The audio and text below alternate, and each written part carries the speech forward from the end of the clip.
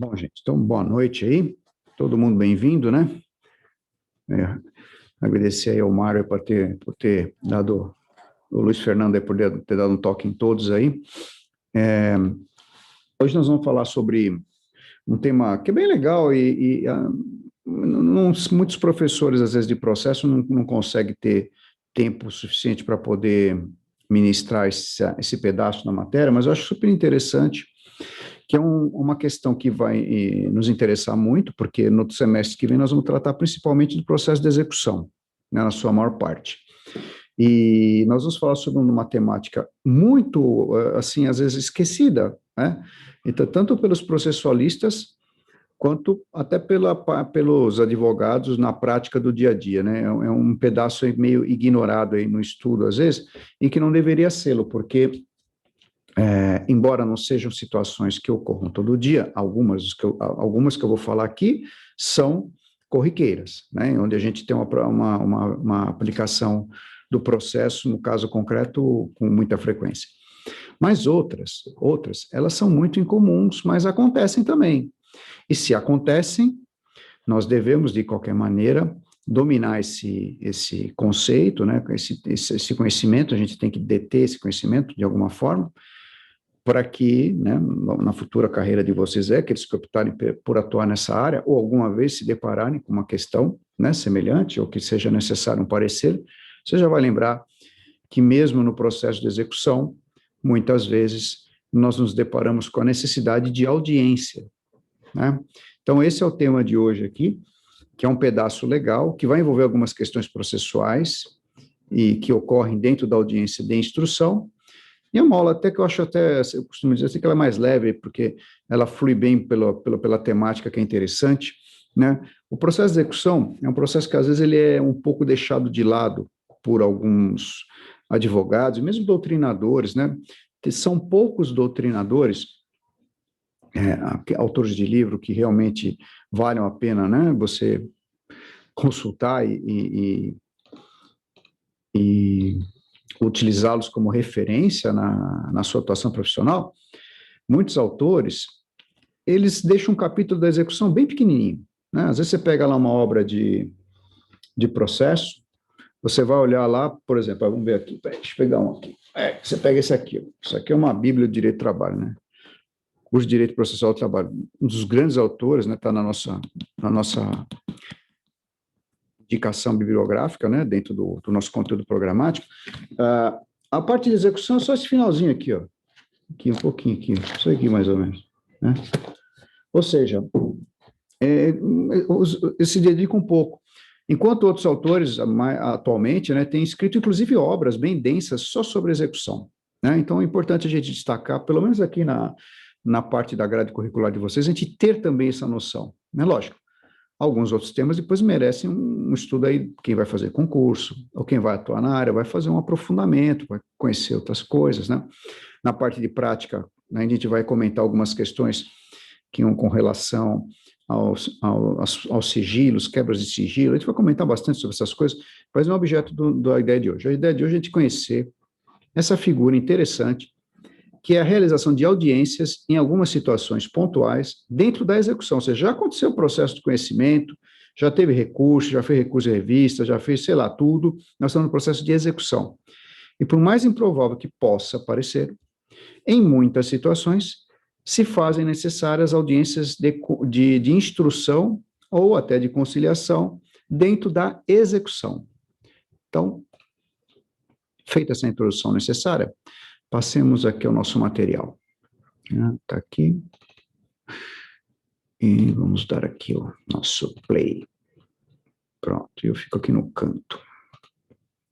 Bom, nós sabemos, né, e não é de hoje, né, vocês tiveram aula com o professor Cláudio, tiveram aula comigo, o professor Celso, a gente sempre tem uma igualdade em termos de pensamento, né, no sentido de que o processo trabalhista, ele tem alguns princípios que marcam bem o estilo, né, do processo de trabalho, e entre eles está exatamente princípios como a simplicidade e o princípio da oralidade, né, são princípios que estão muito presentes, concentração de provas, né, e objetivando um processo que se realize o mais rápido possível, né, para que o direito aí que está sendo buscado por um personagem que, lá com as suas exceções, mas na maior parte das vezes é um ipso suficiente, que necessita receber de forma imediata aquele bem da vida que busca. E aqui nós estamos numa segunda etapa, né? Vamos pensar, puxa, eu já tive um processo de conhecimento, que pode ter sido longo, né? Agora nós estamos no processo de execução, de cobrança, né? Nós estamos executando, nós estamos querendo que a sentença se cumpra. E às vezes o processo de execução pode ser muito longo. Hoje mesmo, gente, eu recebi um e-mail do Tribunal Superior do Trabalho, eu mandei um e-mail lá porque eu estranhei, né? Às vezes a gente vai passando o tempo e o cliente quase não fala, às vezes não fala muito contigo, e agora esse cliente voltou a falar comigo, eu fui olhar o processo dele, ele estava lá desde 2014, falei, puxa, está 7 anos lá sem julgar. Aí eu vi que ele foi redistribuído várias vezes, né, entre vários ministros, aí mandei um e-mail lá para o gabinete, dizendo que o processo estar lá no Tribunal Superior do Trabalho desde 2014 viola o princípio, inclusive, da duração razoável do processo.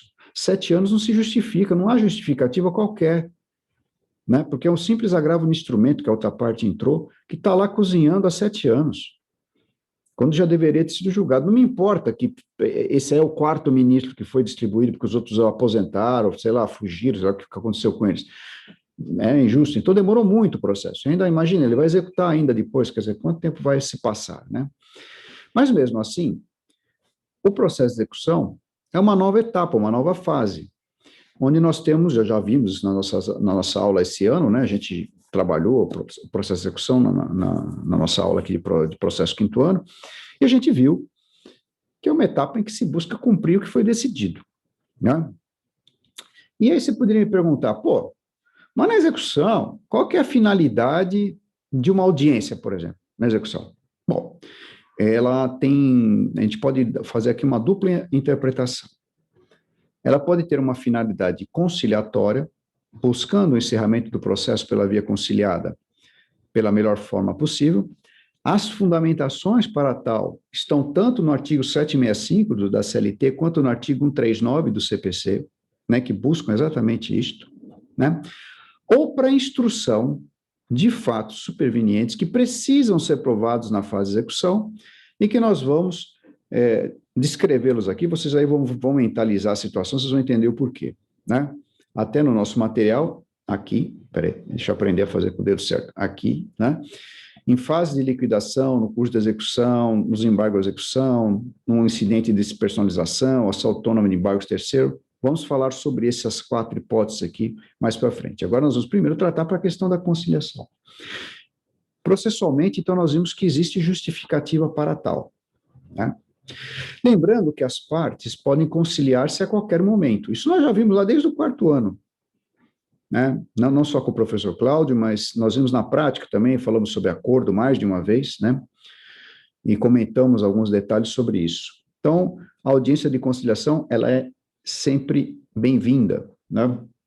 Evidentemente que, desde que não utilizada para protelar o andamento do feito, mas normalmente, quando é que você pode ter uma audiência de conciliação na execução, né? Na execução. Veja, imaginem uma situação em que você possa ter, por exemplo, eu vou comentar algo até que uma ocorrência real. Então, posso falar, como se diz no conceito popular, né, posso falar de cátedra, né, de exemplo real, que aconteceu comigo, a semana passada, inclusive. Tínhamos um processo em fase de execução, um processo que, um processo do final dos anos 90, gente, olha como ele era antigo.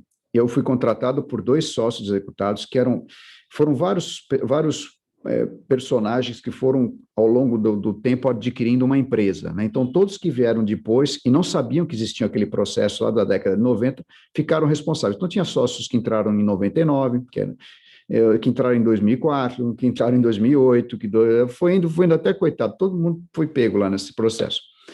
E aí, nesse processo, esses sócios que me contrataram, eles tinham um certo patrimônio, tinham 2 imóveis que tinham partes ideais e que eram bem de família das pessoas que estavam lá residindo no imóvel, do qual eles tinham tipo 25%, mas residiu a pessoa que era originalmente a proprietária, que era a viúva remanescente. Então, bem, eu entrei com 2 embargos, terceiro embargo à execução. Todos alegando bem de família, mas uma série de questionamentos. E aí, é evidente que o exequente percebe uma dificuldade também nisso. Fala, puxa, se for acolhido esse embargo terceiro aqui, ainda corro o risco de pagar um honorário para advogado aqui, caramba, vou me dar mal, né? Sei lá. E aí, eu, né, como meus clientes queriam acertar a parte deles, queriam de qualquer forma sair, né, nós pedimos uma audiência de conciliação. E aí, dentro da estrutura processual, dentro da estrutura também física, né, do próprio TRT2, aqui do Tribunal Regional do Trabalho da Segunda Região, existe um centro, aqui na Baixada Santista, um CEJUSC, um Centro de Conciliação, né, Centro Judiciário de Conciliação, um CEJUSC. Ele fica lá em Cubatão, no primeiro andar do prédio do TRT, ali, né. Aliás, é uma estrutura muito boa, tem bons conciliadores, uma juíza lá de plantão que cuida lá do CEJUSC, né, sempre buscando lá que as partes cheguem a bom termo. E olha, trabalhamos bastante o acordo, né? Toda a audiência de conciliação da execução é uma tarefa em que as partes têm que realmente estar dispostas a negociar, porque tem gente que às vezes que não está disposto e não adianta nada, mas é uma excelente oportunidade para você tentar resolver. Por exemplo, nós conseguimos que o reclamante conseguiu receber uma parte substancial do processo, mesmo que parcelado, ele já vai receber uma parte boa e depois outras parcelas interessantes. Então, foi bom para ele, bom para o advogado dele, que vai receber os honorários, né, vai ficar contente, bom para os meus clientes que tiraram esse peso da vida deles, que estava fazendo com que eles não dormissem de tamanha preocupação, porque são pessoas corretas e querem ajustar suas coisas, praticaram um erro quando adquiriram uma empresa sem consultar os passivos de forma efetiva dela, não só eles, hein? Os que vieram depois também, porque eles foram, eles estavam no meio das sucessões. Né? Então, essa audiência de conciliação na execução, ela funciona assim, como uma oportunidade das partes de buscarem, né, uma forma de cumprir uma sentença que para uma das partes está sendo quase impossível cumpri-la de uma vez. Eles podiam cumprir? Podiam, desde que houvesse uma redução no valor e um parcelamento. O que foi aceito pelo reclamante com a condição de continuar a execução contra os outros sócios, o que foi bom para ele e bom para os clientes também, porque eles pagaram uma proporcionalidade ali. Tranquilo. Foi bom para todo mundo gostou. Mas, então, às vezes, são oportunidades como essa. Outra ocasião também, há pouco tempo atrás, coisa de um mês e meio, 2 meses, nós negociamos também um processo num valor elevadíssimo, mais de R$500 mil. Isso para uma empresa é um negócio louco. Aí nós conseguimos um parcelamento mais longo, tal. Foi bom para o cliente, foi bom para outra parte que já está recebendo, já recebeu 2 parcelas. Outro dia até o advogado me ligou, dizendo que ele tinha no começo ficado chateado com o acordo e depois ficou satisfeito porque está recebendo e foi melhor, né? E aí, então, é uma oportunidade muito boa. E nessas condições, quando isso acontece, quando é uma audiência de conciliação em execução, tem algumas questões processuais que a gente tem que ficar atento, que pode ser objeto, depois, de discussões, e que a gente tem que já acertar ali, ajustar de forma prévia para que isso não ocorra. Então, vamos ver, em termos de processo, quais as condições que eu tenho que observar caso eu vá fazer um acordo em conciliação. E veja bem, né? Então, colocamos aqui, está no nosso material. Esse material está no portal, viu, gente? Está lá, eu coloquei ele um pouquinho hoje à tarde, final da tarde, mais ou menos. Então, quais são as matérias processuais numa audiência de conciliação em execução? Existem algumas verbas que estão lá e que eu vou ter que me preocupar porque alguém vai ter que pagar, né? Alguém vai ter que pagar. E são créditos com os quais eu não posso, por exemplo, que nem eu dei esse exemplo aí, eu posso diminuir meu crédito, o reclamante, por exemplo, ele tem lá 100 mil para receber. Chega lá um dos sócios e fala, olha, eu te pago 50 e você continua a execução da outra metade contra os outros sócios remanescentes. O cara, não, eu topo. Ele pode fazer isso, o reclamante? Pode. O crédito é dele, ele pode só receber uma parte de um, isentar do resto e mandar para a execução continuar em relação aos outros. Tudo bem, beleza, não tem problema nenhum. Então, vamos em frente. Agora, tem despesas que podem estar lá pendentes as quais ele não pode diminuir. Por exemplo, as custas. As custas estão fixadas, já estão recolhidas? Se já estão recolhidas, tudo bem. Se não estão, alguém vai ter que pagar. O juiz vai ter que tratar isso na hora. Então, as partes têm que definir. Quem vai recolher? Ah, cada um recolhe metade? Ou só a reclamada vai recolher? Então, né, isso vai depender. E um outro problema que normalmente ocorre é a questão das contribuições fiscais e previdenciárias. As fiscais não são muito comuns, porque, via de regra, atualmente, os processos trabalhistas têm ou pouca contribuição fiscal, que é imposto de renda, ou quase, ou zero, porque, às vezes, por exemplo, você tem um processo lá que está dando 100 mil reais, mas é uma soma de 100 e poucos meses, né? A soma de 60 meses. Aí, individualmente, o valor mensal não atinge o teto de recolhimento. Tira-se os juros de mora também, porque eles não entram na conta. Então, né, o problema maior é o INSS, contribuição previdenciária. E aí que começa o problema. Vamos dar esse exemplo. O reclamante chegou lá e falou assim, ó, aceito receber 50 mil aqui do sócio João, o João das Couve, vai pagar 50 mil, e os outros 50 da execução, ou 60 ou 70, pouco importa, um valor qualquer, eu vou continuar cobrando dos outros 4 sócios. O juiz perfeitamente. Tal. Mas quando o seu João pagar, ele vai ser excluído da lide e a execução prossegue em relação aos demais. Perfeito. Então, fica tudo combinado. Só que o juiz vai falar, ó, doutor, aqui tem um valor fixado do INSS. Como é que a gente faz? Eu não posso isentar, porque o dinheiro não pertence ao reclamante, o INSS pertence ao governo, né, em tese. Quer dizer, a autarquia, mas de forma indireta a todos nós, ao governo. O dinheiro do governo, por mais improvável que pareça, no fundo é nosso, né? Pois bem, e aí? Bem, aí se admite que você recolha a proporcionalidade. Se você fez um acordo que corresponde a 50% da execução, você recolhe 50% do INSS. Isso foi uma construção jurisprudencial, fruto de muitos processos, que está lá no OJ 376 da seção de dissídios individuais 1 do Tribunal Superior do Trabalho, que diz: é acordo homologado em juízo após o trânsito de julgado, em sentença condenatória, incidência sobre o valor homologado. Então, diz lá, é devida a contribuição previdenciária sobre o valor do acordo celebrado e homologado após o trânsito de julgado da decisão judicial, respeitada a proporcionalidade de valores entre as parcelas de natureza salarial e indenizatória, deferidas na decisão condenatória e as parcelas objeto do acordo. Então, há uma proporcionalidade. Se eu tinha R$ 1.000 de INSS para recolher, eu fiz um acordo por 50% do valor total, isso significa que o INSS correspondente será o equivalente a 50% dos R$ 1.000, que será R$ 500. Tudo bem? Esta é uma preocupação. Por que é uma preocupação? Porque, processualmente, se você não fala nada, para o judiciário e para o INSS, ele vai subentender que tudo é tributável e vai falar, ó, então, ó, meu amigo, vem cá, ó, eu quero os R$ 1.000. Não, mas eu fiz por 50. Tá. Agora você não falou nada lá atrás. Você vai ser executado. Então, é importante definir essas questões. São questões processuais que devem ser tratadas numa audiência de conciliação em execução. Lógico, você podia ter feito um acordo também, né, em petição e mandado, mas aqui nós estamos na hipótese de uma audiência de conciliação em execução. Há outros créditos de terceiros, e devemos tratá-los de forma isolada também. Bem legal isso aqui. E se eu tiver honorário pericial? Tipo, teve uma perícia de insalubridade que por exemplo, o reclamante perdeu. Ele tem que pagar lá, R$ 3.000 para o perito. Aí o juiz vai perguntar, quem vai pagar o perito? Né?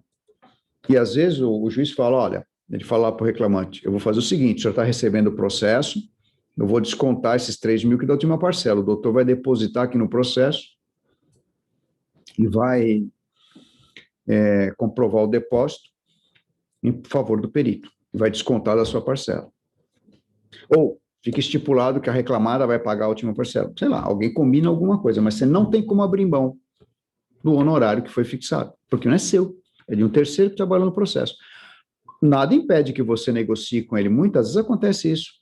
Às vezes, nos acordos, a parte liga para o perito e fala, ó, doutor, eu vou fazer, a gente já está com o acordo entabulado, nós vamos pagar em 3 vezes o reclamante, eu posso pagar o senhor também em 3 vezes? E o cara topa, que ele quer receber, ele fala, tá bom, tudo bem, R$ 1.000 por mês, aí tá tranquilo, ó, tá minha conta e tal. O cara já aceita, né? Então, há essa flexibilidade. Se não tiver isso, o juiz vai impor a uma das partes o ônus do pagamento, ou da parte que sucumbiu, ou, mesmo que não seja a parte que tenha sucumbido, se combinado de forma diversa. Uma outra verba também que não dá para mexer sem a anuência do próprio credor é o honorário advocatício sucumbencial, né? A partir de 2017, com a reforma trabalhista, nós tivemos a inclusão dos honorários de sucumbência. Então, você é advogado, hoje no processo trabalhista, aqui, gente, eu volto a dizer, eu já comentei isso com vocês, né? Vou fazer até um parênteses aqui. A questão dos honorários advocatícios dentro do processo de trabalho foi muito maltratado na reforma trabalhista. Tem uma distorção tremenda. E olha, eu posso falar com tranquilidade, gente, com absolutamente com a alma lavada. Por quê? A minha advocacia, a advocacia qual que eu pratico, né? A maior parte dela, na sua, hoje em dia, quase a sua totalidade, ela é voltada para o atendimento empresarial. Então, na verdade, eu vou estar sempre na outra, ultimamente, eu estou sempre numa outra ponta, né? Embora eu faça reclamante também, mas não com tanta frequência, né? Então, veja, hoje em dia existe uma questão muito tremenda, né? Porque o honorário do advogado da empresa, ele pode ser descontado do crédito do reclamante, que é uma coisa maluca que não entrou na minha cabeça até hoje, de onde eles tiraram isso. Parece que foi uma vingança, né? Porque o mais fácil, o que eu achava o mais correto, se vocês quisessem colocar, isso eu já falei mais de uma vez, desculpa se eu repito isso para vocês, né? Que é bom vocês tomarem consciência disso. Colocar o honorário de sucumbência na Justiça do Trabalho, tudo bem, perfeito, lá não tem no cível? Tem no cível. Faz igual cível. Fala assim, os honorários de sucumbência serão devidos no processo de trabalho, na forma do artigo tal e tal do Código de Processo Civil. Pronto, já faz o que está no processo civil, que a gente já conhece, já está todo mundo bem escolado em relação a isso. Prontinho. Né? Com as mesmas consequências que tem lá no cível. No cível, se você ganha honorário de sucumbência, você tem que provar que a parte que, por exemplo, tem uma gratuidade, perdeu aquela condição. Né? Outro dia, o escritório lá, numa ação civil grande, tinha lá, o cara tinha uma gratuidade lá fajuta, que ele conseguiu, em determinado momento do processo. E ele perdeu o processo, ficou uma sucumbência para o escritório, uma sucumbência boa, né? O valor da ação era muito grande, era uma questão era uma questão que envolvia propriedade de terras, etc., um negócio grande. Bom, resumo da ópera. O pessoal lá fez uma pesquisa super bem feita e provou lá para o juiz que, na verdade, aquela pessoa não merecia ter a gratuidade foi cassada, o tribunal manteve mesmo ele agravando e agora ele está sendo executado. Então, isso daí a gente já sabia a regra. Agora, no trabalho não, né? Você pode descontar do crédito, o que é muito injusto. Mas, de qualquer forma, havendo os honorários sucumbenciais, numa audiência de conciliação, o juiz tem que definir também. Cada parte paga os seus honorários. Como ficarão os honorários sucumbenciais? Ah, não, olha, ao final do acerto, vai ter uma parcela a mais para a sucumbência do advogado reclamada, ou da sucumbência do advogado reclamante, ou já ambas as partes acertarão as parcelas sucumbenciais diretamente com seus advogados. Pronto, tá, definiu alguma coisa lá, né? De maneira que não pode deixar sem colocar isso, porque você pode, inclusive, depois ter um sério problema na finalização do processo, porque essa parte vai se insurgir, falar, espera aí, o reclamante negociou lá, tudo bem e tal, e a minha sucumbência lá que eu ganhei? Né? Eu tenho lá, além do honorário que eu combinei com ele, eu tenho mais R$ 1.000, pô, não quero abrir mão disso daí, até poderia fazê-lo se quisesse, mas né, não poderia ser posto à margem, né? Então, isso precisa também ser definido. Outra despesa que você não pode também excluir em uma audiência em conciliação em execução é a despesa, por exemplo, que tenha tido com o leiloeiro. Vamos imaginar que o leiloeiro tenha feito o leilão de imóvel lá e justamente por conta disso, entrou em embargo, sei lá o quê, ele teve despesa. Alguém vai ter que acertar. O juiz não vai homologar se não falar quem é que vai pagar. Falar, o leiloeiro ele fez edital, ele fez não sei o quê, teve o lance, ele fez aqui, como é que nós vamos fazer? Já teve depósito, quem vai pagar os 5% dele? Ah, você, tá bom, então o senhor paga. E, por exemplo, eventuais emolumentos cartorários que tenham gerado com penhora de imóveis, etc., alguém também tem que ficar responsável por isso. Então, numa audiência de conciliação, esses itens são muito importantes para o processo, porque eles geram consequências e podem, depois, dificultar, né, justamente o término do acordo ou a finalização dele. Finalmente, né, dentro de uma audiência de conciliação, não diferente de um acordo que você negociou e colocou no papel e mandou para o juiz, os princípios são os mesmos, mas aqui nós estamos tratando dessas situações que estão cada dia mais comuns, que são processos que são remetidos ao SEJUSC justamente para uma audiência de conciliação em execução, e a finalidade é essa, né? A fixação de uma cláusula penal, né? E a gente tem que ter a preocupação de estipular a forma de incidência da cláusula, se são sobre as parcelas vencidas, se vencerão todas as parcelas ao mesmo tempo e já se cobrará a multa, como é que você vai fazer isso, né? Isso tudo fica estipulado. Em regra, né, no centro de conciliações, as cláusulas penais têm sido de 50%, que é uma forma de obrigar a parte efetivamente a tomar muito cuidado e cumprir o acordo de forma integral, né? Então, aqui a gente já esgotou uma parte da nossa aula, que é o que diz respeito às audiências em conciliação em fase de execução. E agora vamos falar para a próxima, que é a mais interessante aqui, né? Que é, por exemplo, a necessidade de uma prova oral, né? Uma necessidade de uma prova oral, numa situação em que a execução necessita de informações extras para que ela prossiga, né? Então, em algumas situações, o juiz se verá obrigado a criar incidentes dentro do processo de execução, né? Para que ele ouça testemunhas, eventualmente, para que ele consiga se convencer, por exemplo, de situações que não estão claras dentro da sentença, do acórdão, ou da produção do acabouço probatório, que foi realizado no processo de conhecimento. Então, vamos dar alguns exemplos aqui, a gente depois pontua, né? Uma formação de um grupo econômico de fato, uma caracterização de sucessão empresarial, por exemplo, um cônjuge incluído na execução, mas separado. Espera aí, que tem um colega para entrar aqui, pronto. Uma saída fraudulenta de sócio, uma indicação de sócio oculto, né? Então, olha, tem bastante situação que a gente pode imaginar.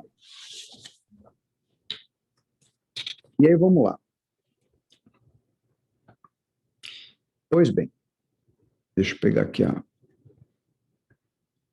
uma coisa interessante, né, que a gente pode ter aqui, uma audiência, por exemplo, no incidente de despersonalização de pessoa jurídica, né? Uma vez instaurado o incidente, o sócio ou pessoa jurídica, isso é conforme o artigo 135 do CPC, né, será citado para manifestar-se e requerer as provas cabíveis no prazo de 15 dias. Via de regra, gente, no incidente de despersonalização de pessoa jurídica, nós não necessitamos de provas testemunhais. Normalmente, a prova documental, ela é a mais comum, né? Por quê? Em regra, né, quando você quer incluir um sócio, qual documento que você usou? Você usou normalmente o contrato social registrado na JUSCESP, perdão, não é FUVEST, é JUSCESP, né, onde tem todas as alterações, né, que a sociedade sofreu, ela vai sendo registrada, né? Você vai colocando lá, então, entrou só tal sócio, entrou tal sócio, o outro vendeu suas cotas e permaneceu minoritário, você já vai fazendo aquelas alterações e vai constando lá. E aí, quando você vai fazer a despersonalização, você indica quais os sócios que são passíveis de responsabilização, né? Então, é possível que, nesse caso, haja necessidade, por exemplo, numa prova oral, vamos imaginar que o reclamante quer provar que existe um sócio de fato ali, então, sei lá, né? Ou algo que fique controvertível em relação à saída, sei lá. A maior parte das vezes não haverá necessidade, por isso que eu falo, são exceções, mas não é impossível nem tecnicamente inviável, né? Uma outra questão importante, às vezes, e essa aqui eu acho que é interessante como questão processual. Saída fraudulenta de sócio retirante. Isso daí, às vezes, acontece. Qual que seria a hipótese? Vamos falar aqui em termos de situação fática, que fica mais fácil de vocês compreenderem. Imagine que você tem uma empresa que o sócio mal intencionado pretende deixar que ela quebre propositalmente, né? E ele se desliga do quadro da empresa, né? Coloca lá normalmente 1, 2, 3 ou 4 laranjas lá, né? O laranja é um termo, desculpe o termo vulgar, né? Mas é aquela pessoa, está no jargão jurídico, inclusive, né?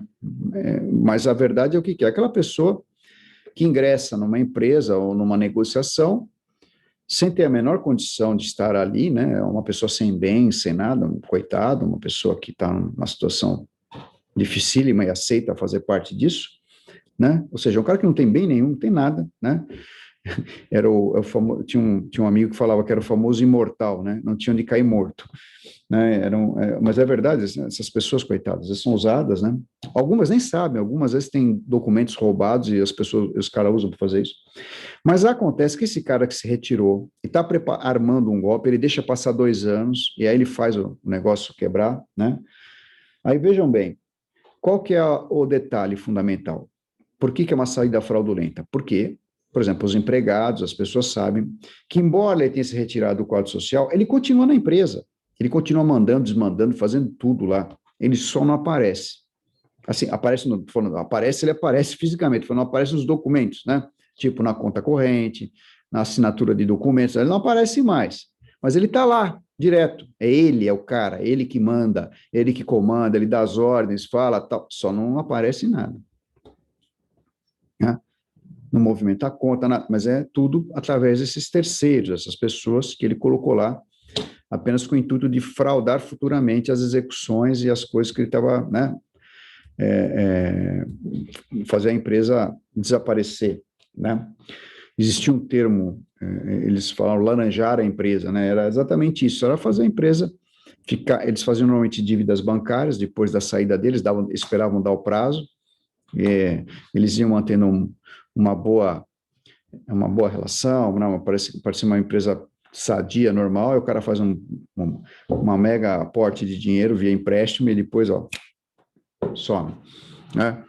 Então, num caso desse, aí, né, se comprovaria a saída fraudulenta e a execução reverteria contra esse sócio. Isso poderia ser produzido prova testemunhal.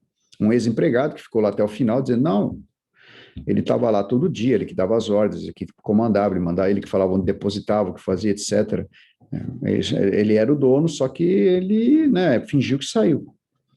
E se o juiz se convencer disso, ele declara essa fraude. Lógico, é uma coisa complexa de provar, não é toda hora, não é todo mundo que é assim, né? Graças a Deus. Né?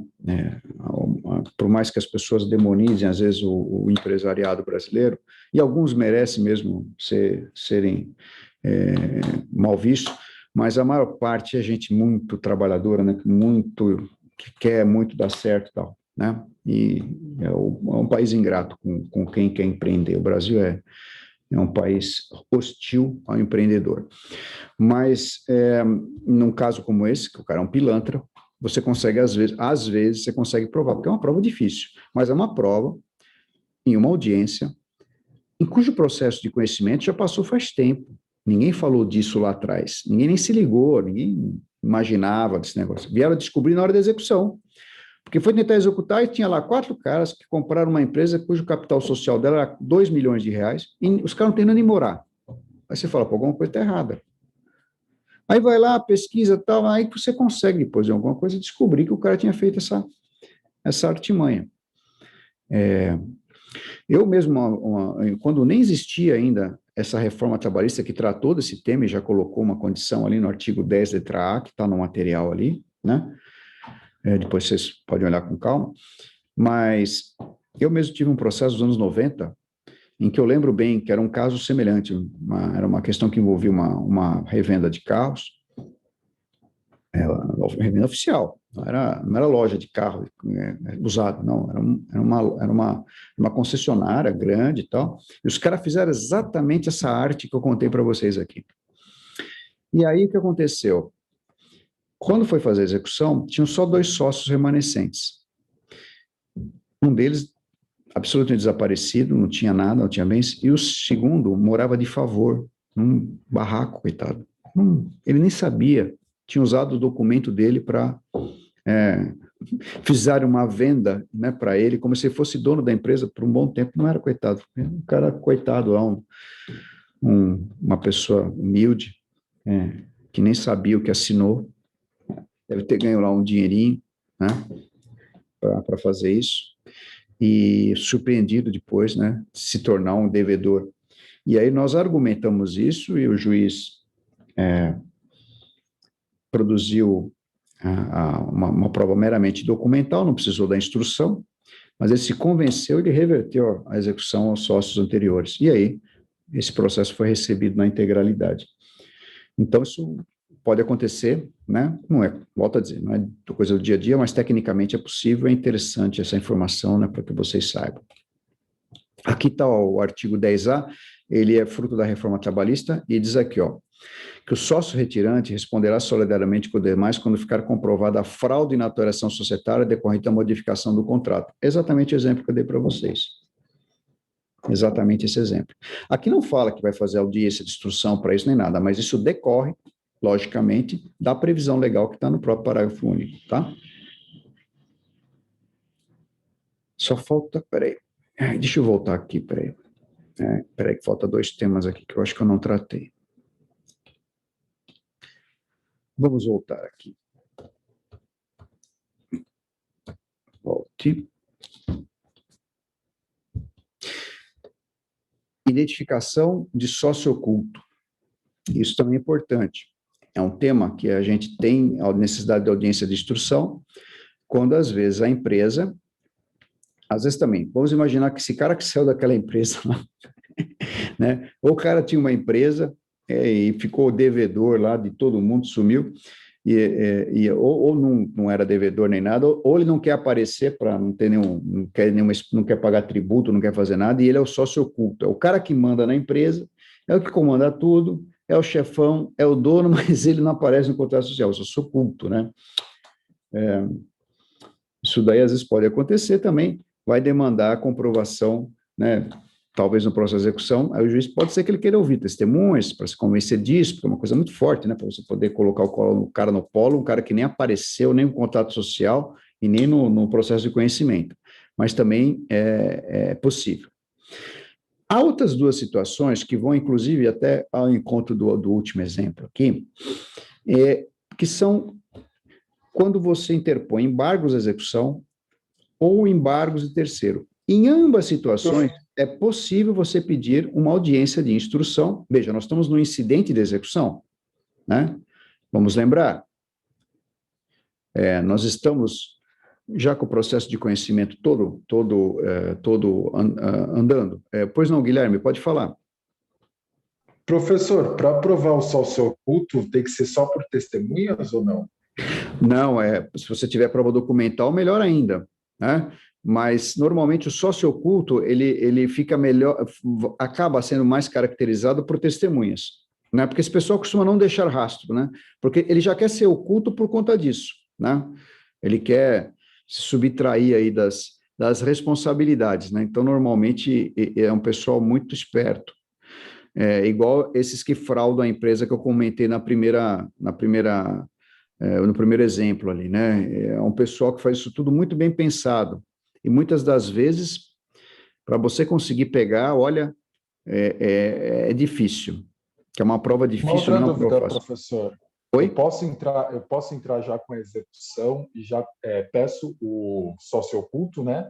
Faço o demonstrativo do sócio oculto e peço a execução nessa pessoa, peço um cisbajute já no nome dessa Sim, então, pessoa. aí tem uma fase preparatória, né? Porque, veja bem, você vai ter que convencer o juiz, né? Porque daí não é hipótese de despersonalização de pessoa jurídica, porque, na verdade, ele nem constava do quadro social ali, né? Então, você vai ter que fazer essa prova, de que ele era o sócio oculto, né? Ou da fraude para reverter contra os sócios anteriores. A partir do momento que o juiz se convence disso, aí você usa todos esses mecanismos que você mencionou, esses Bajude, Senseg, pesquisas no sistema Simba, todos lá os convênios que tem a Arisp, Renajude, né, Receita Federal. Então, são vários elementos. Isso daí, inclusive, no segundo semestre, nós vamos fazer uma aula em que normalmente eu faço uma aula só para tratar desses convênios, né, para a gente, aí na parte prática, né, não processual, mas na parte prática, a gente trata dos convênios e quais os efeitos dentro da execução em si que eles podem trazer, né, de positivos nesse sentido. As questões que envolvem as quebras de sigilo, aí tem uma questão delicada quanto ao sigilo fiscal, mas, enfim, tem vários mecanismos. Mas você precisa primeiro fazer uma fase preparatória, que é convencer o juiz que aquilo aconteceu. E não é fácil. Não é fácil. É uma coisa bem difícil. É que normalmente, assim, né, graças a Deus, isso tem se tornado menos frequente. No passado, até que eu via com alguma reiteração essas situações. Hoje em dia é muito, muito, muito raro. Bem raro. Pelo menos faz muito tempo que eu não vejo. E aí, ficou tudo bem, Guilherme? Ficou explicado? Ficou tranquilo? Legal. Tudo bem, professor. Ficou essa não é minha dúvida. Obrigado. Então, aí também a gente pode ter audiência de instrução em duas situações bem específicas do processo de execução. Se você aforar um embargo à execução, por exemplo, e você quer discutir alguma coisa que necessite de prova testemunhal, você pode fazê-lo.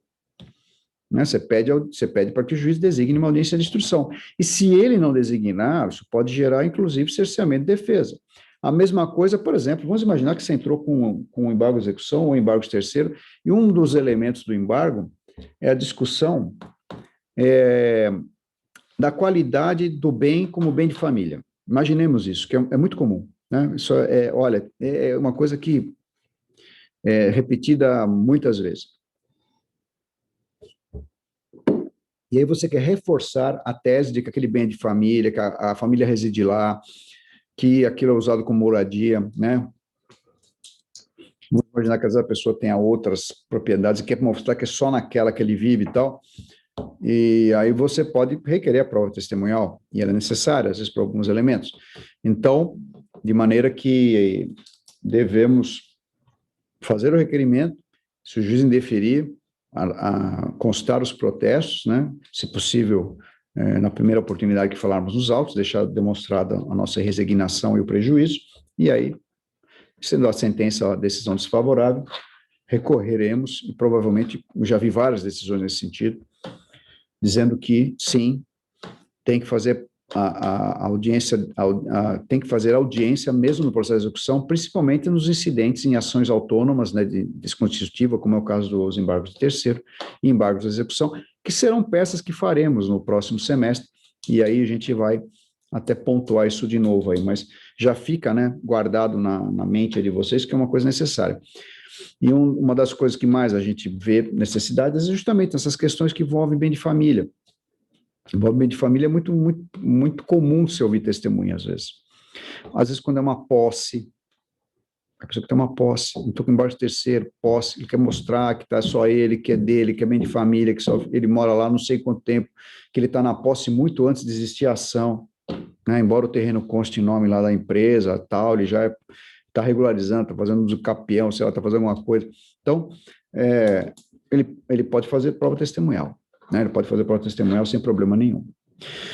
Então, meus amigos e minhas amigas, esse é o tema de hoje, né? A audiência de instrução e a audiência de conciliação na fase de execução trabalhista, que é uma coisa super, bem diferente, né? No processo de trabalho, como eu digo, o pessoal quase não escreve sobre isso.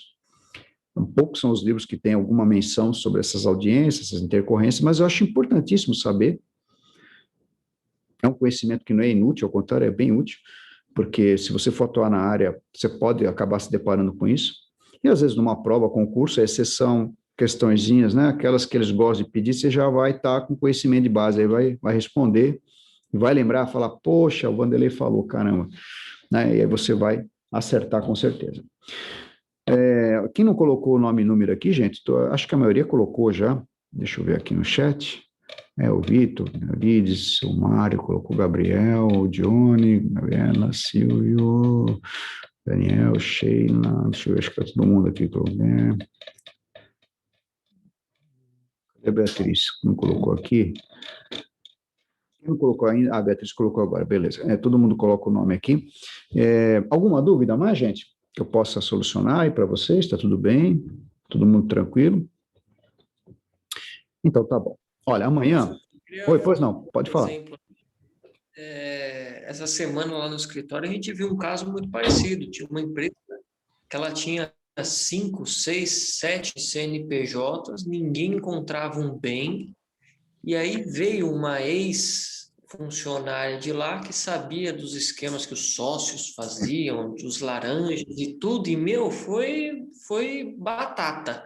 A mulher contou e a gente conseguiu aí fazer uma execução decente contra essa empresa. Mas se ela não desse assim esse caminho, ficava mais difícil, né, descobrir isso tudo, né? São situações que eu sempre digo, o pessoal quando faz, eles fazem bem feito, viu? É que a gente às vezes, né, gosta de sorte também, né, de ter esses elementos, porque essas pessoas também são prejudicadas, né? Então elas querem de alguma forma contribuir. E que bom que vocês conseguiram, parabéns aí pelo trabalho dos advogados e teu aí lá no escritório. Mas o pessoal, então, tinha um monte de CNPJ, né? Só para... Essa pessoa não é fraco, não, viu? Não é fraco, não é fraco. O pessoal, quando para dar nó, como diz o outro, não poupa esforços, né? Criatividade total. A criatividade brasileira já não é pouca, né? Agora o cara, para fazer gambiarra, é pior ainda. Pior ainda. Não, o pessoal é craque, é craque. Que nem eu contei aquele exemplo, pô, colocaram 2 caras, um desaparecido. O outro, coitado, ele morava num casebre, coitado, de favor. Ele nem sabia que tinha assinado aqui, não sabia nada. Era realmente, a gente vê que era um inocente, né? Os caras artistas mesmo, artista do bom. Mais alguma dúvida, gente? Pode falar. Eu, às vezes, vou falando aqui. Né? Então, tá bom. Olha, amanhã, gente, nós temos uma aula de prática em que eu já deixei até um material preliminar, mas o que vale mais a pena é o bate-papo da gente, que eu deixo sempre para fazer, costumo deixar sempre para essa última aula do primeiro semestre do 5º ano, porque depois o segundo a gente quase não tem tempo para essas coisas, porque é só matéria e daqui a pouco, novembro, já está todo mundo correndo atrás de um monte de coisa, concurso, OAB e tal, ninguém fica com cabeça de ficar pensando mais nisso daí. E também é um momento de se preparar, né? Então, é uma aula que eu faço de planejamento em carreira jurídica, né? Olha, é um bate-papo interessante, né? Eu acho que a gente, no sentido de eu passar um pouco de experiência para vocês, né? Das coisas que me cercam e como é que eu consegui chegar até aqui, né?